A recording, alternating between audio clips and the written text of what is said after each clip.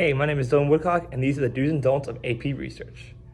First, do keep all of your sources and your analysis in a special place.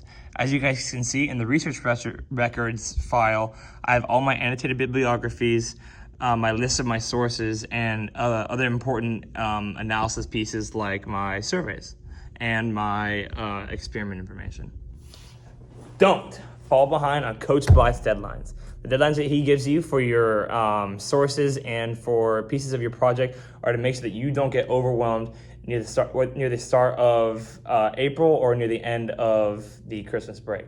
So stay on top of what he gives you so that you don't feel like the world's crashing in on you when AP exam time starts. You try to work quietly during Coach Blythe's class so that you can focus. Let's see, you're gonna finish peer reviewing, Ella. Don't congregate in big groups and talk about the New York Times connections in class when you're supposed to be working on your lit review. So did you guys get the yellow or the purple first? Because I got the blue actually. That took me like I got 3 tries. That sucked. Do pick a topic that you're going to enjoy.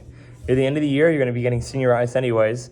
So if you pick a topic that you like and that you have a really drive for finding out your answer to the hypothesis, you're going to enjoy it a lot and you're going to keep working towards it until the very end.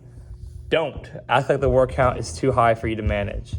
5,000 words may sound like a lot, but when you start working on your methodology and your analysis, as long as your lit review has substance to it, a lot of that is going to be secondhand and just come naturally.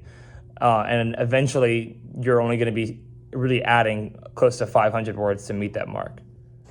Do show up to class every day, on time, even if you have minimum day or you start your second period later. What's up, Coach Blythe? And do not act distracted in class and then ask Coach Blythe for extra time on things. He can be a forgiving man, but if you wait until the very last minute to do things or you're acting distracted in class when you could have been working on the thing that you're asking for the whole time, he's just going to give you an 80 when you turn it in late, or worse. Do proofread your research paper before turning it into the College Board.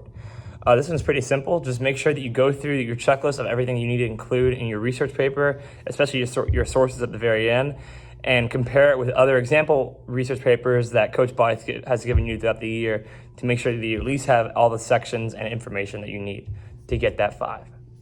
And last but not least, don't wait until the very last minute to put together all of your research paper.